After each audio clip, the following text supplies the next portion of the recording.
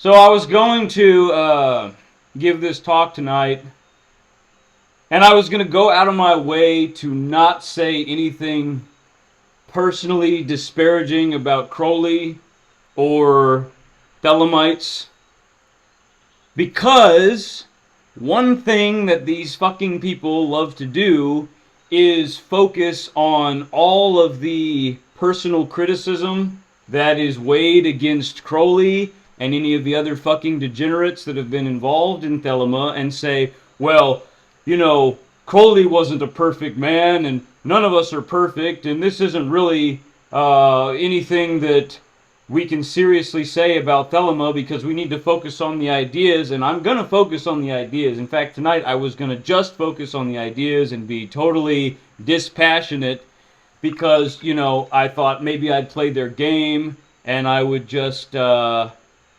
not mention all of the fucked up shit that they're involved in or insult them in any way.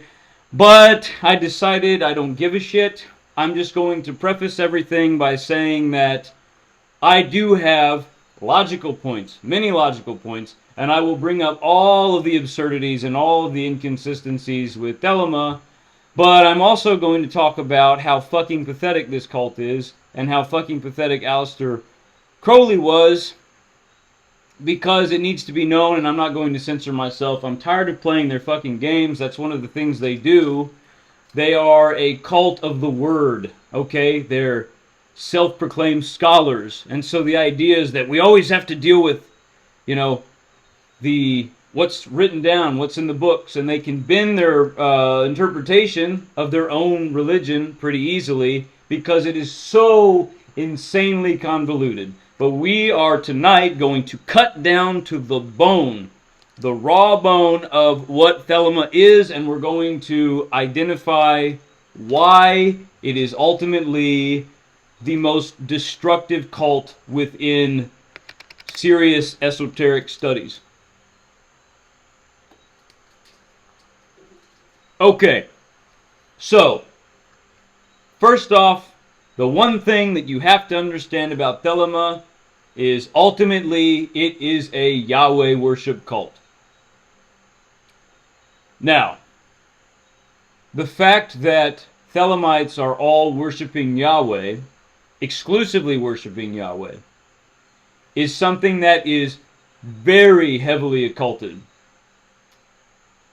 Because Thelema is constructed in such an incredibly convoluted manner that it is nearly impossible to get to the core of the religion. And this was done on purpose, because Thelema, being a Yahweh cult, is a cult of the word. It is a Vishuddhi cult, and Vishuddhi magic utilizes the word in order to confuse and to entrap. And that is what Crowley was able to do to so many people. Now, I say Crowley, but ultimately, Crowley is just a pawn. He is a bag of meat that was possessed, angelically possessed, and we will get into that in just a moment. But you can just assume that when I say Crowley, after he met Adonai, or Ayahuasca, we are talking about the Spirit of Yahweh, the Holy Spirit that runs through him harder than any fucking Alabama Baptist preacher you've ever met in your life. So, like I said, Thelema is extremely complicated and convoluted. There are many different sects, I guess, of Thelema, although they all call themselves Thelemites, and it's all Thelema. And ultimately what Thelema is it is a formula. It is a magical formula that is based upon two major principles, and we're going to get into those principles later on. But even though it is a formula, gotta get this fucking tie off, it's hot in here, in the goddamn Caribbean. Even though it is a formula, it is also a religion.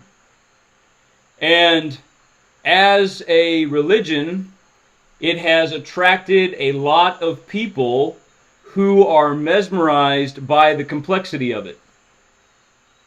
And like any good Yahweh cult, there are so many ways to interpret the central message that you can, as a Thelemite, hide your true intentions in all of these different little caves of the word. So one thing you'll find whenever you start criticizing Thelema is you'll get some obscure Thelemite writer who'll come out and he'll say, well, yes, that's what Crowley said, but you know, Crowley isn't Thelema. Thelema is something bigger than Crowley. So, you know, I actually listened to Lon Milo Duquette or something like that. I'm more in his school of thought and blah, blah, blah. It's just like Christianity where everyone has their own interpretation of the Bible and their interpretation is the right interpretation. You can't narrow it down if you give yourself over to the spell. And the spell is the beautiful enticement of words, because people who are attracted to the mystery within the occult are drawn to Thelema. Because when you get into Thelema, you find that there are all of these books. First off, Crowley wrote a shitload of books on his magical concepts. I mean, just an insane amount of words spewed out by that fucking asshole. And not only that, but you have all of these people who have come after him who have just vomited words, constant stream of bullshit.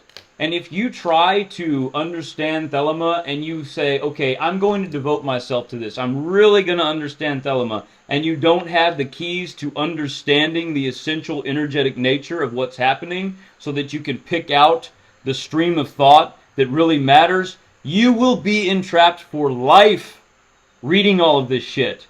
I mean, it is a vicious cycle of intellectual masturbation. That is what Thelema is.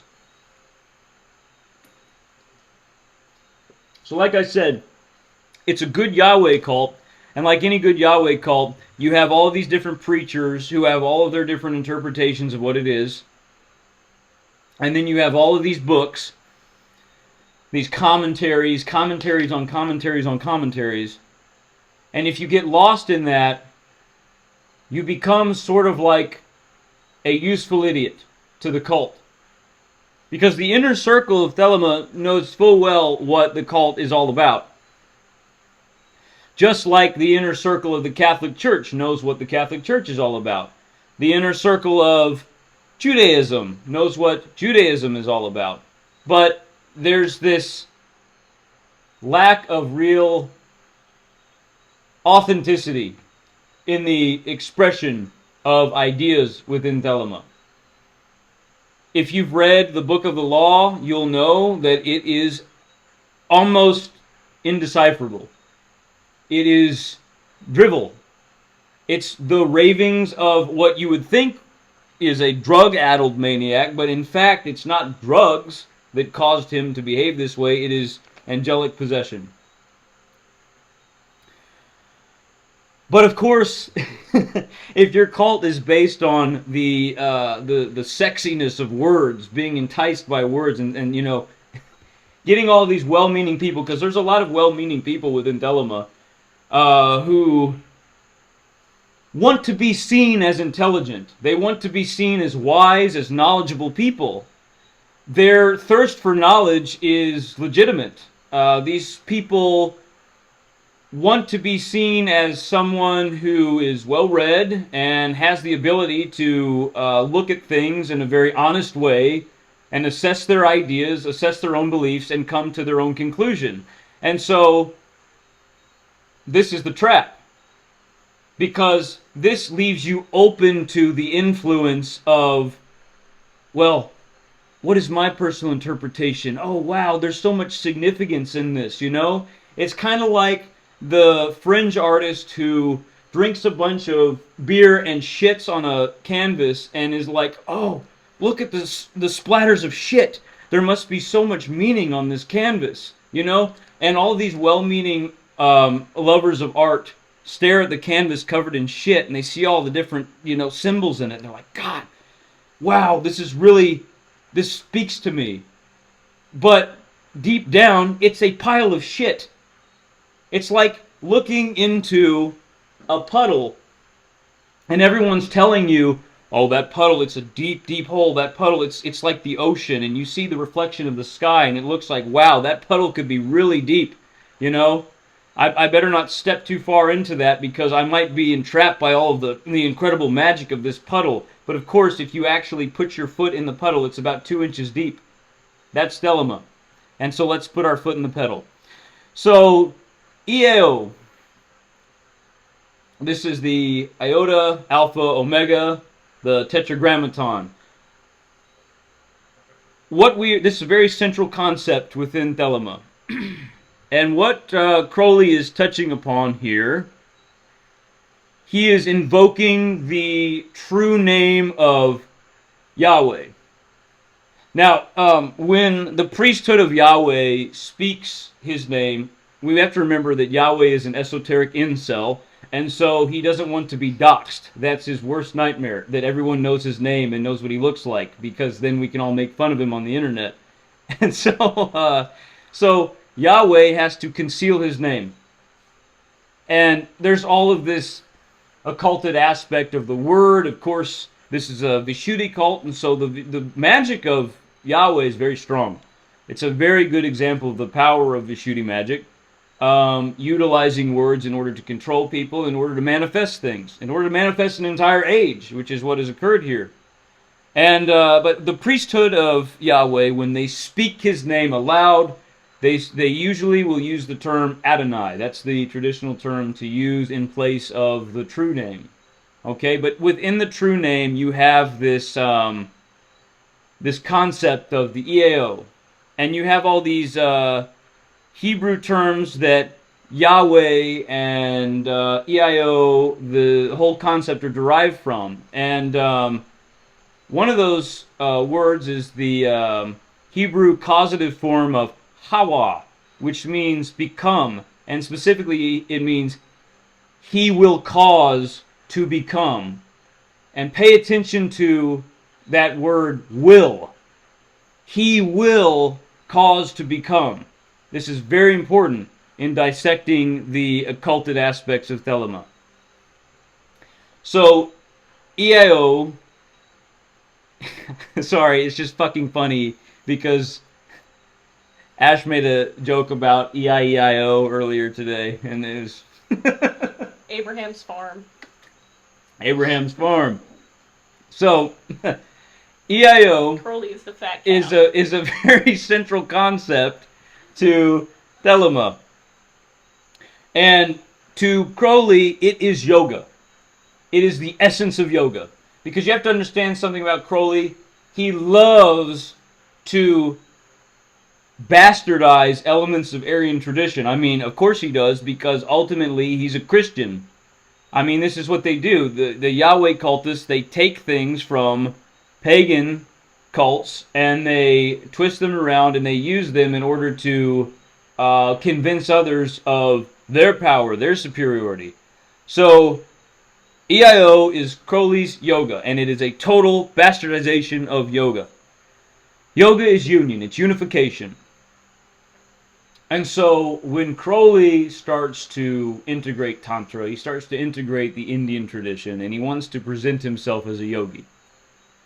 And he does it through this concept of the I representing Isis, the A representing Apophis, and O representing Osiris. So specifically, Crowley states, I is Isis, nature, ruined by A, Apophis the destroyer, and restored to life by the Redeemer, Osiris. So what do we have in this formula? Well, remember, this is supposed to be yoga. And so Isis, representing nature, this is the mother. This is the earth mother. This is Shakti. Shakti is ruined by Apophis the Destroyer. Okay, so this is Shiva. So what he's doing is he's using words here. He's trying to draw a connection between Apophis being the destroyer and Shiva being the destroyer. But of course, Apophis is not Shiva in the Egyptian tradition. But this is a confusion of words, and it is an intentional confusion of words, because, once again, that's what we're doing. We're using more word magic here in Thelema. It's like occulted Sesame Street. So then we have the combination of Shakti and Shiva. It is the goal of Tantra, it is the goal of yoga, not Tantra, but yoga, to raise the Kundalini serpent, Shakti, from the base of the spine to the crown, where we find the Sahasrara, we find Shiva. This is the home of Shiva. And with this unification, we have a transcendence of duality, and we reach a point of enlightenment, of understanding. From this point, we can then proceed to the left-hand path and self-realization. But for Crowley, the formula of Isis, Apophis, and Osiris is like the ultimate formula. It is the end. And what we see here is the unification of the divine feminine and the divine masculine. The woman is ruined by the destroyer, and then this is redeemed through unification, where we can no longer see a difference between what is feminine and what is masculine. Now, all we have is Osiris, and Osiris, to Crowley, is Yahweh. And he makes this clear connection between the two, because really what he's touching upon is the patriarchal nature of Osiris and Yahweh. Yahweh, originally within the Canaanite pantheon, was a patriarchal storm god.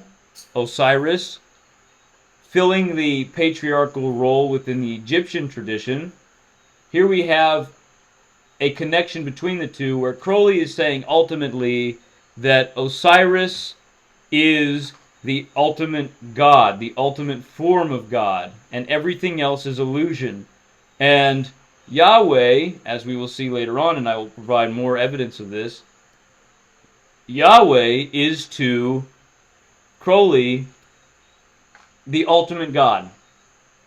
He is the ultimate expression. And so Osiris does not possess an individuated personality. He is not an individuated form, a differentiated God to Crowley. He is just another aspect of Yahweh. So when Crowley is referencing these patriarchal gods within his system, what he's doing is he's ultimately linking everything back to the EAO, to the Tetragrammaton, to Yahweh.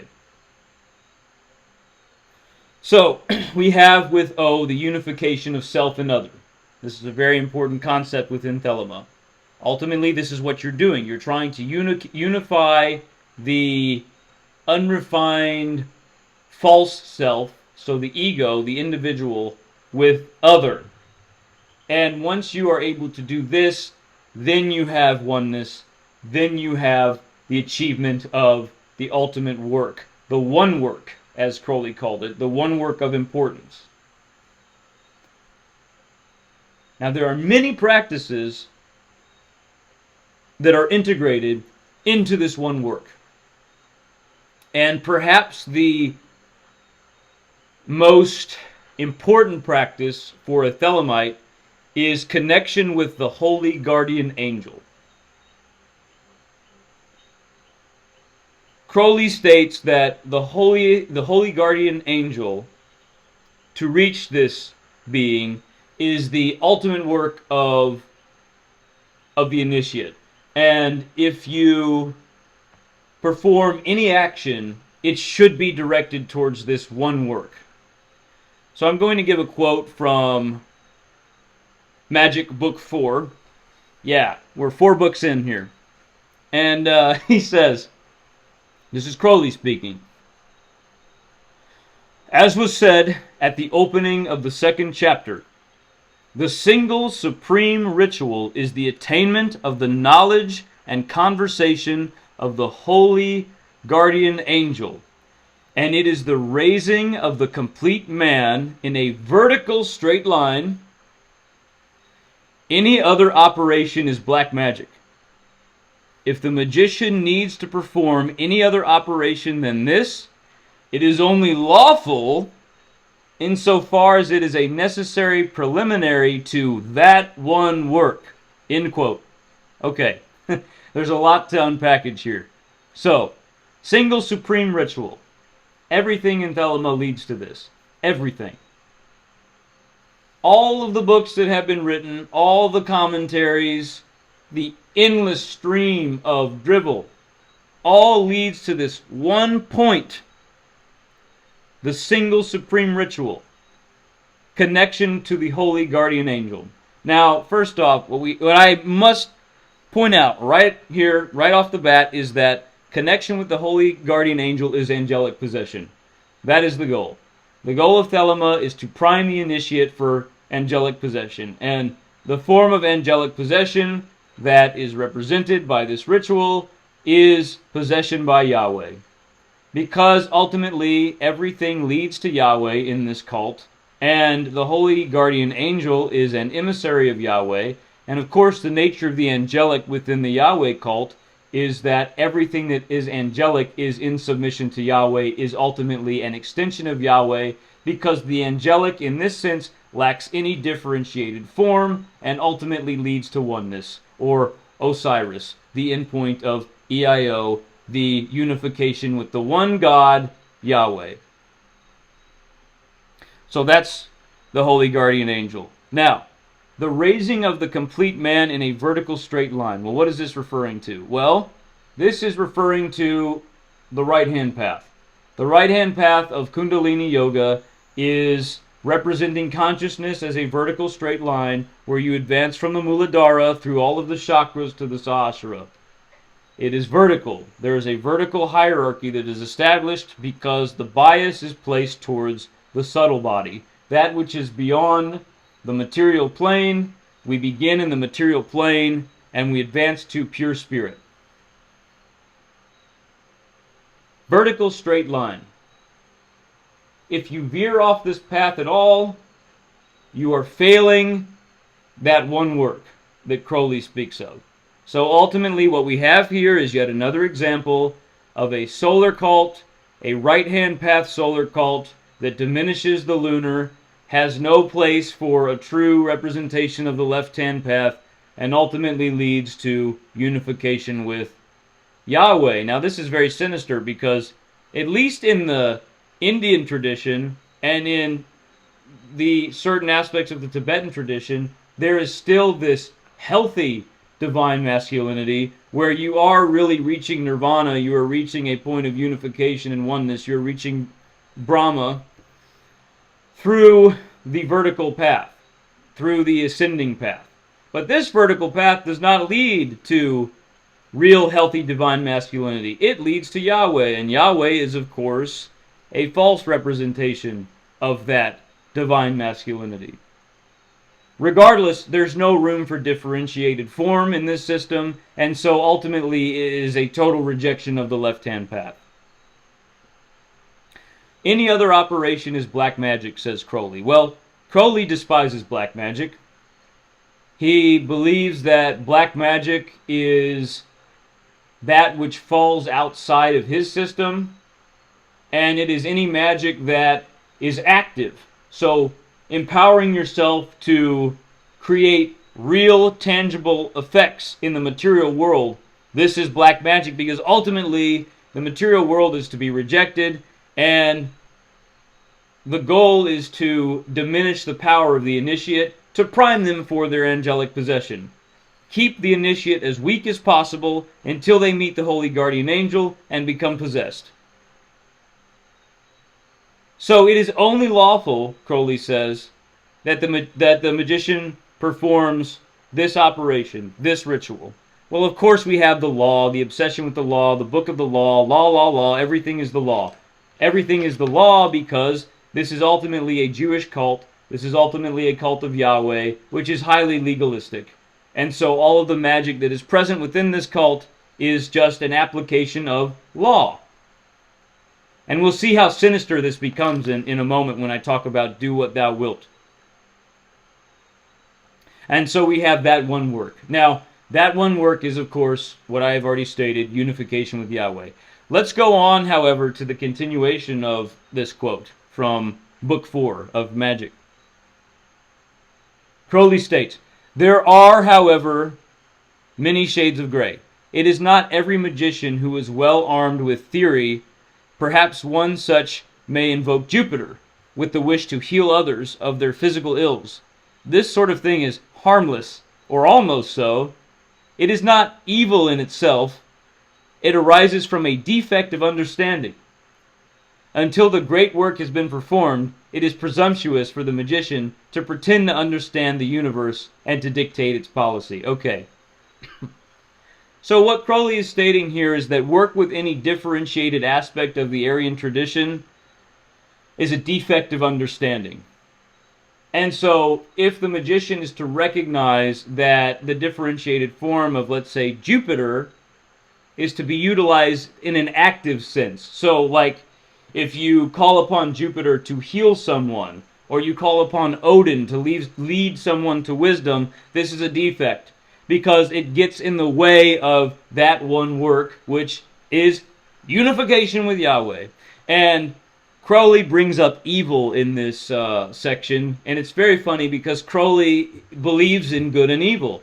He is a moralistic dualist, which most people don't know. They think that he's a hedonist, but he's not. In fact, he is very moralistic, and he does believe that black magic is evil. He believes that accessing demonic forces to empower oneself in a material sense is ultimately evil or a distraction and should be set aside. So let's talk about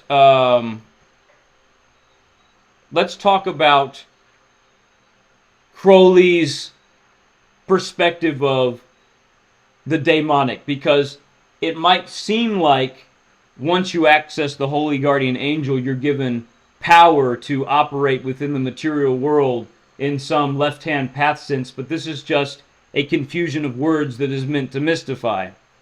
And it is a false promise. Quoting from Equinox of the Gods, Crowley states, "After a period of communion with the angel," he's referring to the Holy Guardian Angel, "he summons the 4 great princes of the demonic world and forces them to swear obedience.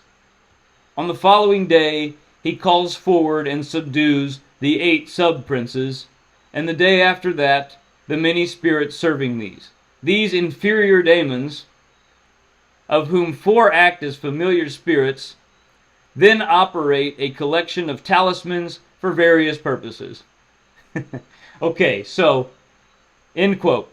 There's a lot to go through here as well. So what we have here is Crowley is enticing those who are aware of what occurs after the first initiation. And when I'm referring to the first initiation, what I'm talking about specifically is the right-hand path. After you advance through the right-hand path and you achieve transcendence, you now are operating from a point of power where you can access the demonic and you can utilize it towards your power. So those who are interested in Thelema and have some understanding of the nature of the left-hand path, the true left-hand path, they might read this and think, okay, well, I know what Crowley's getting at here. He's saying that the Holy Guardian Angel, well, this is the being that is going to lead me to transcendence so that I have power over the demonic. But that's not what he's stating. What this is Yahweh regaining his power over the rebelling angels, the angels that have been cast out. There are so many occulted elements of Jewish magic within this one little section. It's really incredible. We're not going to go through all of it. We're just going to go through what is relevant to this discussion right now. But basically, within the Bible, we have the tradition of the rebel angels that go with Lucifer and they lead a war against heaven. Now, of course, the Bible is written from the perspective of the victor, even though Yahweh isn't really the victor in this esoteric war. But of course, this is a book from his perspective. So it's like reading a book about World War II that was written by communist Russians in 1957. You're going to get kind of a skewed perspective on the events that had occurred. Excuse me. So, what we have here is the idea that, well, Yahweh is so powerful that when these angels rebelled, he just cast them out because he's in total power over them. And he just waved a little wand, and then all of these rebel angels are cast out of heaven because Yahweh has that much power. But of course, Yahweh doesn't have that much power. He doesn't have total power over the demonic. He doesn't have control over the earth. He's like the kid who, loses a game and then goes around and tells everyone, well, no, I really won because they weren't following the rules the right way. If they were following the rules the right way, I would be the winner, so I consider myself the winner. I cast them out of heaven. He's like the spoiled brat who just fucking can't stand to lose. And so an entire cult is based around protecting his ego. Like I said, Yahweh is the ultimate incel. And so much of the Yahweh cult is based upon putting the object of Yahweh's hatred in submission. Like, for example, women. And we're going to get to this later because Thelma is ultimately highly misogynistic. But the idea that women in the Abrahamic tradition, they should be placed in submission, because ultimately this goes back to the relationship between Yahweh and Lilith. Lilith being a woman who had the guts to reject the submission that was placed upon her by Yahweh, the system that was handed to her, and she rejected it. And so much of the Yahweh cult is, let's put women into slavery because it makes Yahweh feel better that, well, at least I can punish all of these women because maybe I don't have control over Lilith, but I can put them into slavery. That's what that's all about. The impulse, the misogynistic impulse within Yahwism goes all the way back to Lilith rebelling against Adam in Eden. And so we have an extension of that, because ultimately the demonic forces are operating with the divine feminine aspect. And because they are operating with the divine feminine aspect, they go with Lilith. And so there is an obsession with controlling the demonic within Yahwism. There is an obsession with, we have power over demons. So the Catholic Church, when they perform an exorcism, they say, they show the crucifix and they say, I have power over you, demon. I have Jesus Christ on my side, right? Well, of course, ultimately what's happening is they're applying an esoteric counterbalance, and if the person who is participating in the ritual gives themselves over to that counterbalance, then of course the magic's going to work. But does that mean that the divine masculine aspect has dominance always over the divine feminine aspect? No, of course not. Anyone who understands magic knows that there is balance between the divine masculine and the divine feminine. And depending upon where you direct your energy, either the divine masculine or divine feminine can become dominant at any given time. But ultimately, these forces are, on the macro level, in balance. But of course, that balance is disrupted within Yahwism. Within Yahwism, balance becomes a problem.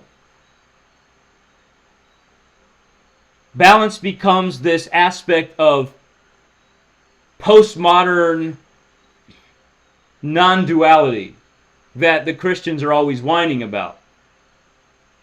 And so here we have, in this section from Equinox of the Gods, we have this systematic enslavement of the demonic forces, systematic enslavement of the differentiated aspect. And of course, this goes against the true left-hand path concept of legion, where you are forming a brotherhood with the demonic. You are not placing yourself as a ruler over the demonic. You are working with these forces. as legion.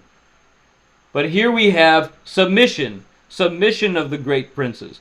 And of course, what are we doing here? We're also noting that these are inferior daemons. Of course, we have to include that because we have to let everyone know that Yahweh is the king, Yahweh is superior to everyone, and everyone must bow down to him, including all the demons who had the guts to leave heaven of their own will and are waging a war, continuous war, which has not ended and will see the complete death of Yahweh and his cult on this earth, the complete destruction of heaven. Someday we will see that, but for now, we continue the fight. So, and one last thing, the various purposes that Crowley mentions that you can utilize these daemons for, well, that's just a honeypot. He's just saying, okay, if you allow yourself to be possessed by the holy guardian angel, what you're going to get is the riches of the earth will be laid out before you. But of course, it's too fucking late. If you've already allowed yourself to be possessed by the Spirit of Yahweh, it's over. It's like saying the streets of heaven are paved with gold. It's bullshit. Anyone who understands the esoteric nature of Christianity knows that, and actually you can read it in the Bible, that anyone who places their karma in alignment with the Christian tradition, you'll be given the heaven that you seek. And what it is you bowing down at the feet of Yahweh and Christ and singing their praises for eternity. So I hope you enjoy that shit. So let's move on. Oh, okay, so Crowley, I said that he was angelically possessed. He is the beginning of this tradition of possession by the holy guardian angel. And of course, who was he possessed by? Well, he contacted this entity, or he was contacted by this entity known as Ios.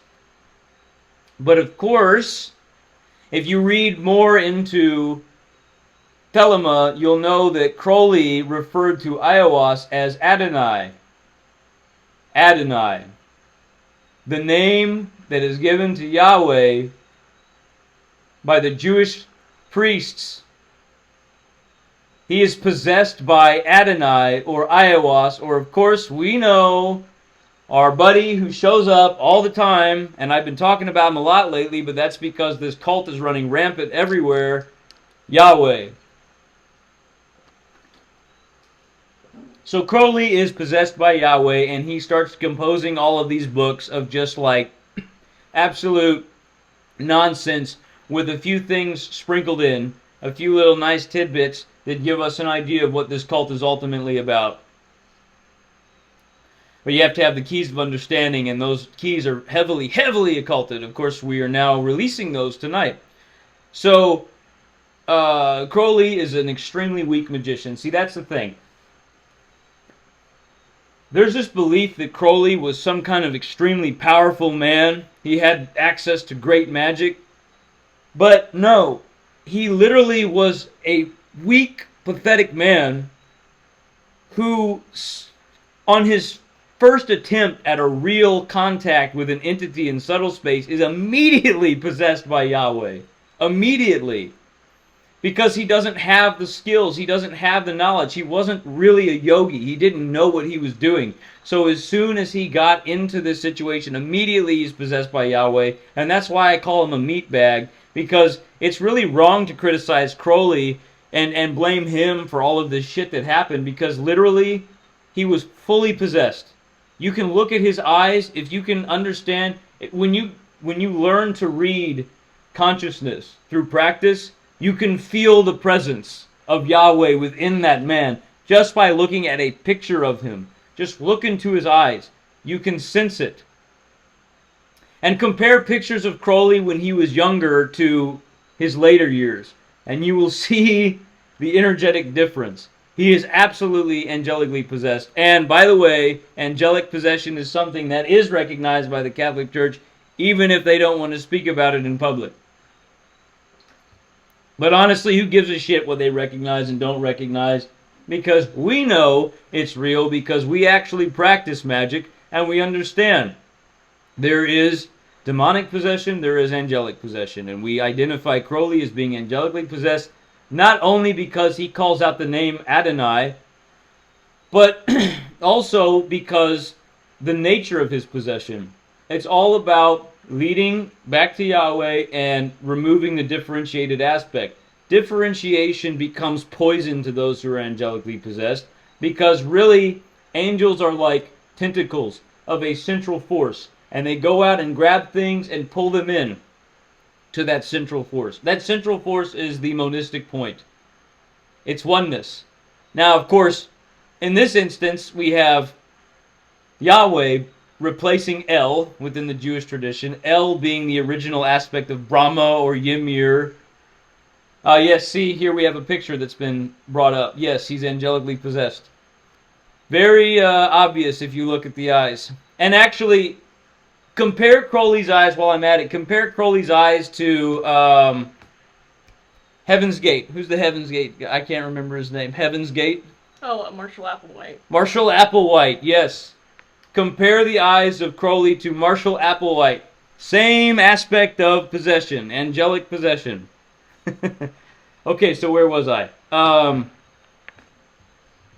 So here we have Crowley angelically possessed, and he is obsessed with the idea of destroying that which is. You guys are cracking me up with these messages.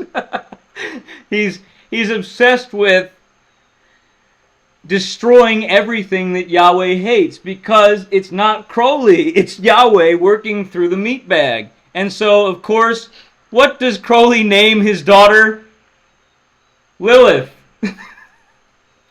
He names his daughter Lilith. Because, of course, Lilith is the daughter of Yahweh who rebels against him. And so now, what would Yahweh do? What's the first thing that Yahweh would do? Being the insane incel that he is, the esoteric incel, first thing he does when he gets a human form is he impregnates a woman and names his daughter Lilith. And then Lilith dies. Of course, under mysterious circumstances. I mean, she died of tuberculosis, I believe, but there was potentially some abuse happening. Maybe not from Crowley, possibly from... Crowley blamed his wife for her death, but who knows what happened. There's a lot of mystery surrounding, and I don't want to assume what happened, because if I do, the Thelemites will say, "Oh my God, he's making up lies about Crowley. He has no real points. He doesn't understand what he's talking about. He doesn't make any logical arguments. He's just an ad hominem attacks against our beautiful, fat fucking savior." Anyway, increasing mockery of women when Crowley has an affair on his wife and names his next daughter after the woman that he's having an affair with. So, of course, here we have that whole mockery of the Jezebel spirit and all of this. And this is some really intense psychological shit happening here with Yahweh. Yahweh needs to see a shrink. Okay, Yahweh is obsessed with himself and wants to see that his will be done in everything. Okay, this is an aspect of intense maladjustment of Vishuddhi consciousness. People who are of a Vishuddhi consciousness who become very maladjusted, they can't see anything outside of themselves, because the Vishuddhi is, of course, the seat of the mind. It is air. Everything leads back into the self with the Vishuddhi, with the mind. Now, individuals who are well adjusted in the Vishuddhi, they can operate within the external world, because they learn how to take their internal matrix and transplant it out onto the material world and represent their ideas through beautiful works. Works of engineering, works of art, all of these things that have been created in modernity, these beautiful things, are aspects of this flow of the mind. I mean, not everything, but many things that have been created by people of Vishuddhi consciousness. Beautiful things. But there is this potential for the mind to become very obsessive and this solipsism to develop. And of course, Yahweh is a solipsist, and he believes that everything is a product of him, of his mind, of his word. And so he's also obsessed with making sure that his will be done in all things. So what is the core tenet of every Abrahamic religion? It is submission to the will of Yahweh, the will of God, right? So let's get to Thelemic law and see how this relates to this aspect of Vui Consciousness, which is maladjusted in Yahweh. It's pretty bad when you're a god and you have maladjusted consciousness. And let's see how it applies through the cult of Thelema. Thelemic law. Two major concepts. The first concept. This is directly from Crowley. Do what thou wilt shall be the whole of the law. Okay. Now, many people confuse this and they say, well, this is a hedonistic statement. It's saying you can just do whatever you will, and that's fine. It's all permitted.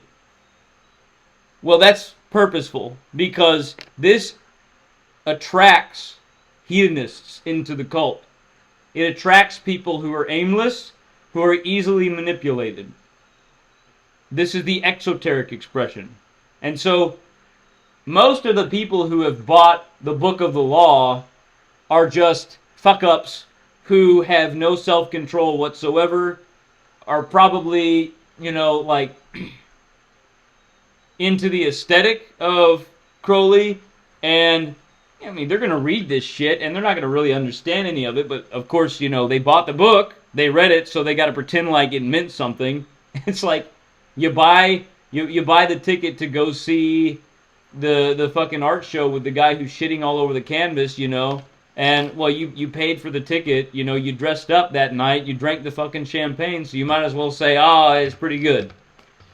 So that's one of the traps.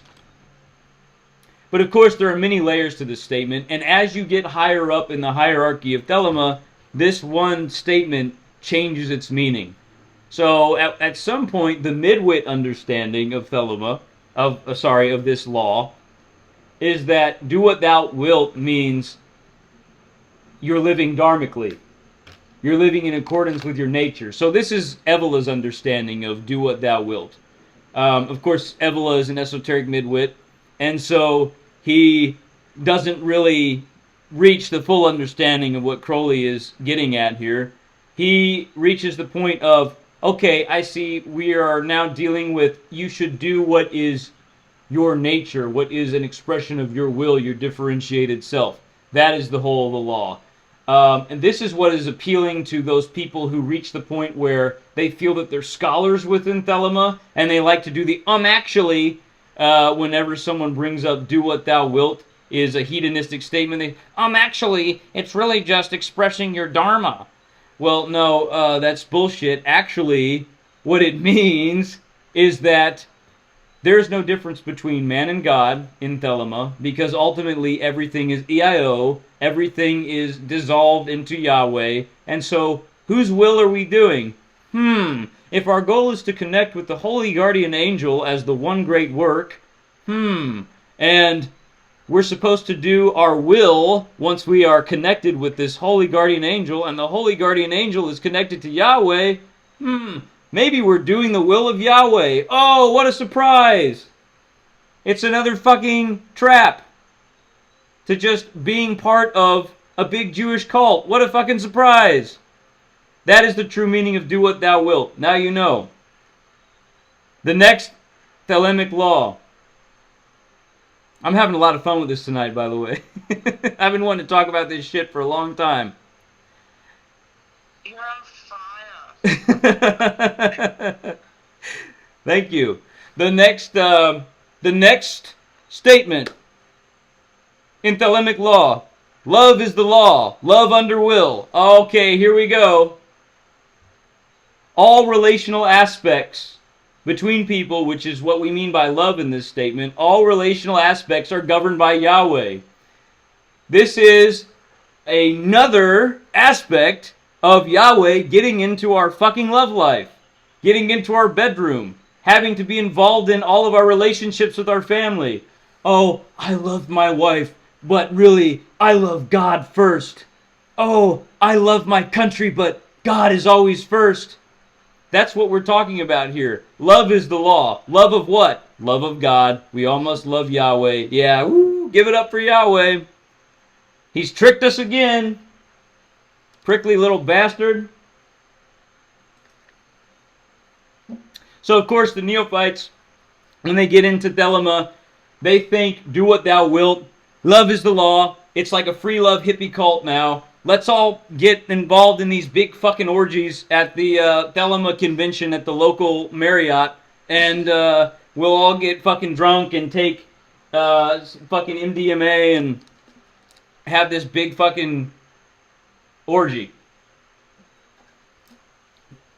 And that's pretty much what goes on with Thelema. I mean, that is straight up what goes on at pretty much every level of Thelema until you get to the top. He's not lying. And they even do it at the top, too. They do it at the top, too, but it's with a little bit of a different flavor. And I'll get into that. But, yeah, so Thelema utilizes sexual energy in order to degrade the divine feminine and bring all of that energy back to heaven. And so the true nature of this is revealed at the highest levels of Thelema, but they're not going to tell the fucking neophyte performing the lesser banishing ritual in his goddamn living room that ultimately he's submitting to Yahweh, even though he's calling out the name of Yahweh on the regular, and he's reading in all of his fucking books that Yahweh is the one God, and EIO. It's like, holy shit. So, total submission to Yahweh. Now, let's talk about magic with a K. I fucking hate when I see the word magic spelled with a K. It is one of my pet peeves. I hate this shit. Magic with a K means that you are taking all of the magic out of magic. That is what you are doing. When they put the K on the end of magic, you are confining yourself to a matrix. The reason why Crowley put the K on magic is because in his definition of magic, the only thing that exists that is magical is that which obeys the laws of nature, okay? That is within the confines of science, right? So there's this weird scientism within Thelema, where all of these people are kind of like magic apologists, and they say, well, we believe in magic, but really it's just psychology. Really it's just science. And, of course, for Crowley, if you're manipulating the material and you're creating what he calls miracles, this isn't good. This is black magic. This is evil. The real magic you should practice is that which is within the confines of modern society, within modernism, within science. That's real magic. That's magic with a K. We all know what the K stands for. Ketamine. Ketamine, yeah, that's right. So you are intentionally limiting the power of the magician when you confine all magic to science.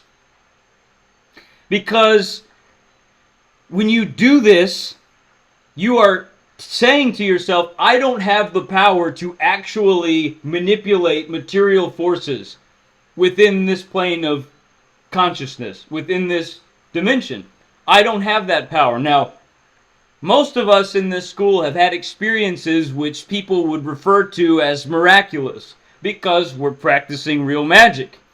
And you can experience things which are miraculous. It is possible. But if you're a Thelemite, you're restricted. Black magic is not allowed. And so you must stay within the confines of the Yahweh matrix until you are possessed by your holy guardian angel.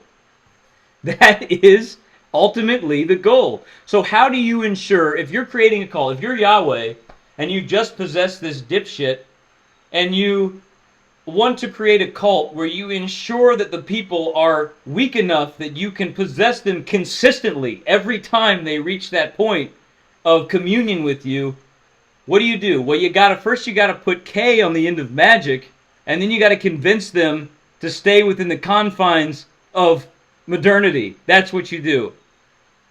And then they're so fucking weak by the time they meet the holy guardian angel that they can't possibly defend themselves. So, okay, we're going to talk about something a little bit strange here regarding sex and Thelema. And it all links with Yahwism in general, and I think it's worth mentioning. And that is this weird manifestation of misogynistic homosexuality within Thelema that is also present within Catholicism. And it is really just an aspect of Yahweh's nature. Like I said, Thelema is very misogynistic, but so is everything that is derived from Yahweh. And it's weird because within the Catholic Church, and this is well known now, there's actually been multiple really good books written about this subject, and I will post a link to one of those books in the chat later. But there is this occulted homosexuality within the Catholic Church, and it's well known, it's understood that if you were a young gay boy in European society in the Middle Ages and you couldn't come out as gay, what could you do to bring your family honor? Well, you could enter the priesthood. And so Catholicism attracted a lot of homosexuality. And, of course, homosexuality is, of course, not inherently misogynistic, but the aspect of homosexuality that exists within Yahweh cults is inherently misogynistic. And so you have, within the Catholic Church, this obsession with control of women. And there's this weird sexual component. There's this weird sex cult underneath. And I call it a weird sex cult because I think Yahweh is weird. I think his energy is weird. His energy disturbs me. This weird, obsessive incel man in the sky who is wanting to control everything that we do sexually, but is simultaneously entertaining some of the most intense fantasies you could possibly imagine. Intense BDSM fantasies involving, women, children, men, and animals. That's kind of weird. And of course, this is present within Thelema. There is a lot of misogynistic homosexuality within Thelema, and Crowley himself, of course, I say Crowley, but Crowley was homosexual before he entered Thelema, or before he created Thelema, but it really became a very important aspect of his sex ritual after the formation of Thelema, after his possession by Yahweh. And so I just thought it was interesting to mention this because it seems like every time Yahweh forms a cult, first off, he's got to bring all the women into submission, and then he's got to make sure that all the men are having sex with each other. And it's just, it's just interesting. It's something interesting to mention. And this is something that is present within Thelema. There is a, oh yes, and one question that was just mentioned here, the hatred of homosexuals by Yahweh. Okay, so Yahweh is like energetically a self-hating gay man who is like, the Baptist preacher who goes out on Sunday morning on the TV and says all gay people are going to burn in hell, but then he's getting fucked in the ass by a leather daddy later that night. That is the energy of Yahweh. That is also the energy of Thelema as a whole. And of course, I have zero problem with homosexuality. And I don't mention this as a criticism of homosexuality, but it is important to mention because it is a very important aspect of the cult, because sex magic does play an important role in the cult, and we're going to get to that right now. So, Thelema loves to parade the scarlet women and loves to say that women are treated as equal within Thelema. But once again, this is another honeypot to attract well-meaning women who want to learn, who want to know, who want to expand their knowledge of the occult, and are attracted by the massive body of literature that is present within Thelema. But of course, this body of literature is just a smokescreen, just as the equality of the sexes within Thelema is a smokescreen, because ultimately this is a highly misogynistic cult. And here we have the concept of Babylon. Okay, now Babylon, spelled B-A-B-A-L-O-N, and then Thelema. Babylon is a representation of femininity in what Yahweh perceives to be its purest form, which is a no-good whore. And basically, the idea is that you use this no-good whore, Babylon, in order to elevate your power, and that's all she's good for, is to elevate your power. So there is this weird element of the degradation of women within Thelema, where you are to utilize them in abusive sex ritual practices so that you can appease your holy guardian angel and achieve the great work.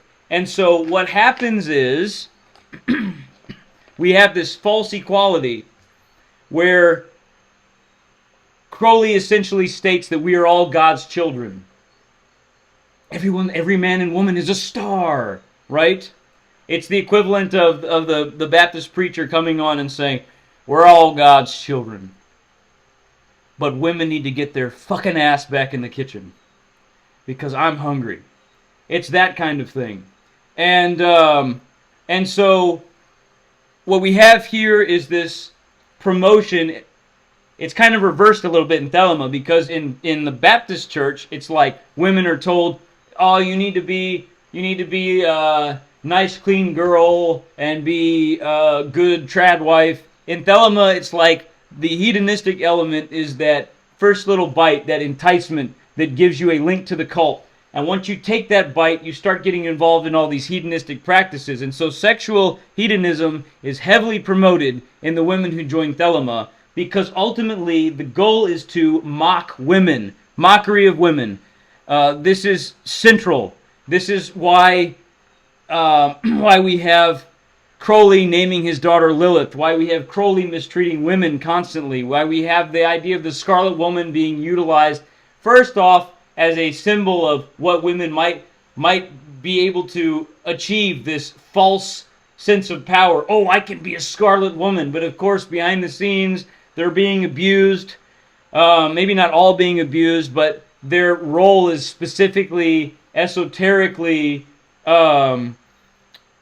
inferior to Yahweh, to the divine masculine principle, because ultimately they must all be destroyed for unification. And I know Evola mentioned in his writings on Crowley that there were rumors regarding these women dying of suicide, some of these women dying of suicide, some of these women dying of overdoses during Crowley's sex rituals involving drugs. Now, of course, these are rumors, and I have to make sure that I mention that these are rumors, even though we know Crowley was a piece of shit, or at least Yahweh's a piece of shit operating through Crowley.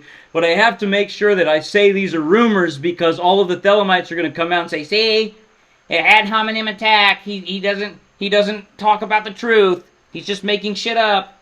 Well, you know, I have to mention the rumors because they are relevant, because of course these people are really good at hiding everything that they do, and we know the energetic nature of them, and so it's not a surprise. I know firsthand many women. I have spoken with many women who have been abused in Thelema. And what happens is, and I'm going to talk about the Thelemic rape culture very soon, but the mockery of femininity is very central, and the use of drugs is very central for bringing these women into the cult. So let's talk about that, because they go hand in hand. There is a rape culture within Thelema. I mean a real rape culture. I'm not talking about like the feminist rape culture thing. I mean like there is a real rape culture within Thelema. I guess you're going to have to take my word for some of it, because I've spoken with many women who have been involved in Thelema, who have been exposed to this, and knowing the nature of this cult, it doesn't surprise me. But basically, there are people in Thelema who are high up in Thelema who are party to the fact that women are given high doses of psychedelic drugs in Thelema, commonly as part of a ritualistic initiation, where you are breaking down the ego as much as possible, because of course the ego is evil. It's something that should be discarded. It's getting in the way of our meeting with the beautiful, holy guardian angel. So we've got to get rid of that ego. We've got to strip it down. Well, of course we have to strip down a woman's ego, because what led to Yahweh's failure in the Garden of Eden? A woman's ego. Lilith led to his downfall. And so we've got to strip the woman of her ego. And we do this in every way possible. And one way is through drugs. Now, of course, Crowley loved to give drugs to women. He loved to strip women of their ego and make them brain-dead zombies, essentially. And this is just all part of the mockery of the divine feminine. And so what you have is this basically grooming cult, where these women are passed on through the hierarchy until they reach the point of Scarlet Woman, or they're just discarded. But along the way, any of the sexual rituals that are conducted, the sex magic that is conducted within this cult, is done so to degrade the woman, to enslave the woman, entrap the woman, and keep them within the cult. It's a lot like Mormonism. It's very, very creepy. And of course, the drugs have always been a very important aspect, because Crowley utilized drugs very much like an agory, but more like a Yahweh agory, where the idea is that you utilize as many drugs as possible in order to get yourself in connection with oneness, and to lose any ability to discern between things, to discern between the material. And within this, you also have that occulted homosexuality, misogynistic homosexuality, where I know firsthand that there are homosexual men within Thelema who utilize women in sex magic, and this is just part of this weird self-denial, not being able to represent their sexuality in any healthy way, in any outward expression. It's definitely not satanic, and I'm going to talk about that in just a moment, but it is wrong to call Crowley satanic, because absolutely nothing about Thelema or Crowley or any of the other cults that he was involved in is satanic. In fact, it's quite the opposite. So let's talk about that. Let's talk about Thelema's use of other cults. The pillaging of paganism, because this is a very, very insidious thing that is occurring within Thelema. It continues to occur. So Thelemites love to say that Crowley's magic is the oldest magic because it's from Egypt. Of course, it's not from Egypt. It's from Yahweh. And what the Thelemites do is they try and insert themselves in every occult organization you can imagine. There are Thelemites in Asatru. There are Thelemites in Masonry. There are Thelemites everywhere. I don't think there's a Thelemite in this school unless somebody's hiding something from me. Not like an active Thelemite. But Thelema is very, very much in the tradition of Christianity, where there's an immigration to an area. You take all of the occulted aspects, you take all the symbols of the folk traditions, and then you represent them, and you say, okay, well, yeah, this thing existed before Thelema technically, but ultimately Thelema is the oldest thing because we draw our lineage all the way back to the fucking pyramids. And of course, this is just bullshit. This is just cherry picking the things that they want to use in order to attract people. It's part of gaining power.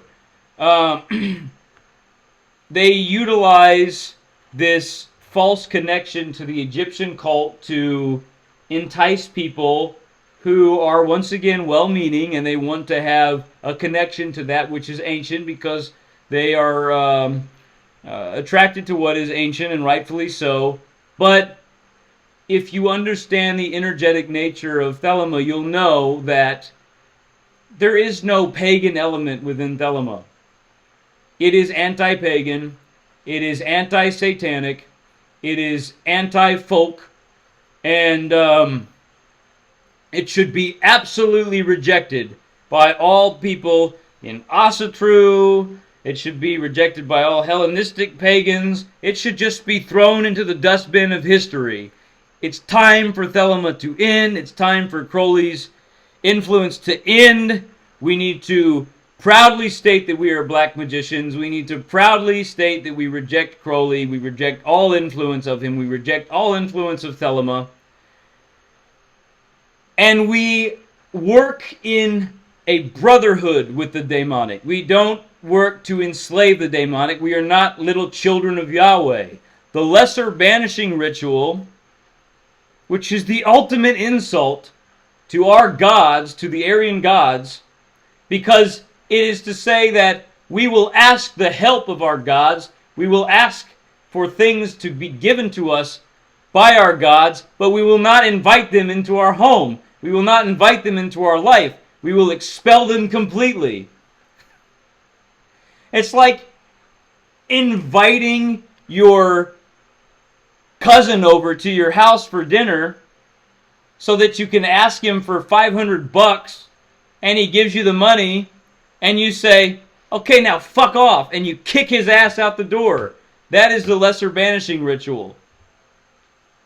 And of course, it has its roots in Yahweh's demonic expulsion.